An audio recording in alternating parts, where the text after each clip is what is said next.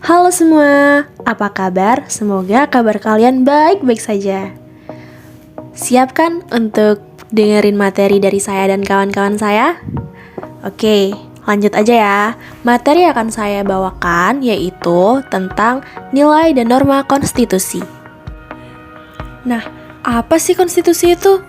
Konstitusi adalah semua ketentuan dan aturan dasar tentang ketatanegaraan. Di dalamnya terdapat perlindungan hak asasi manusia atau HAM dan mengatur mengenai distribusi kekuasaan dalam penyelenggaraan suatu negara. Nah, istilah konstitusi sendiri berasal dari bahasa Prancis yaitu constituer dan dari bahasa Inggris yaitu constitution yang berarti membentuk atau pembentukan. Dalam arti sempit, konstitusi merupakan suatu dokumen atau seperangkat dokumen yang berisi aturan-aturan dasar untuk penyelenggaraan negara.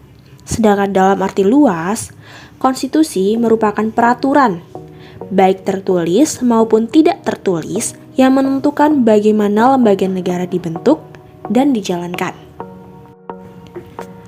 Nilai dan norma konstitusional Undang-Undang 1945. Hakikat Undang-Undang Dasar 1945 sebagai konstitusi. Tujuannya yaitu untuk membatasi tindakan yang sewenang-wenang, menjamin hak-hak rakyat, dan menetapkan pelaksanaan kekuasaan yang berdaulat. Undang-Undang 1945 adalah hukum dasar yang tertulis loh. Undang-Undang Dasar 1945 memuat norma-norma, kaidah-kaidah yang harus dilaksanakan dan ditaati oleh semua komponen negara, yang berfungsi sebagai hukum yang tertinggi yang menjadi pedoman hukum bagi setiap peraturan perundang-undangan di bawahnya. Norma memiliki arti sebagai aturan maupun ketentuan yang sifatnya mengikat suatu kelompok orang dalam masyarakat. Perkembangan konstitusi di Indonesia. Perubahan Undang-Undang Dasar 1945 dilaksanakan secara bertahap dan salah satunya menjadi agenda tahunan MPR sejak tahun 1999 hingga perubahan keempat tahun 2002. Di antara periodenya adalah 1. Periode 18 Agustus 1945 sampai dengan 27 Desember 1949. Pada periode ini ditetapkannya Undang-Undang Dasar 1945. Yang kedua, periode 27 Desember 1949 sampai dengan 17 Agustus 1950.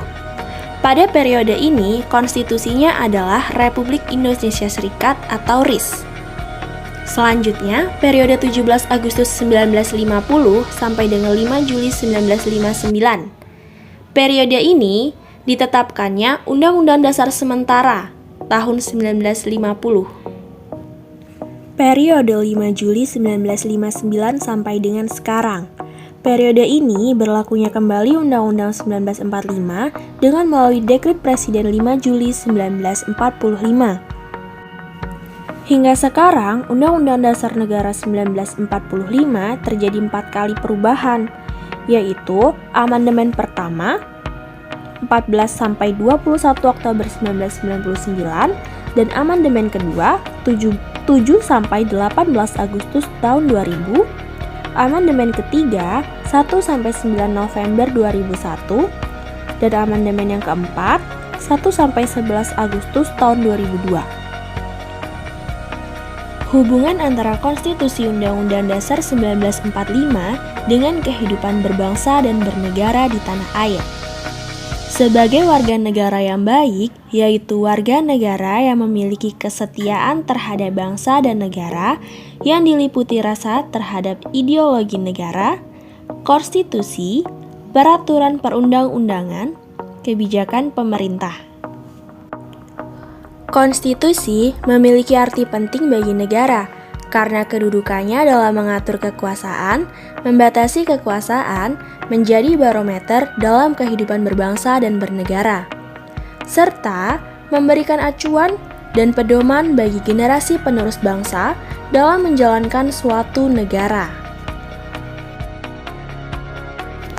Nah, cukup sekian dari kelompok saya. Terima kasih buat semuanya yang mau nonton. Bye-bye.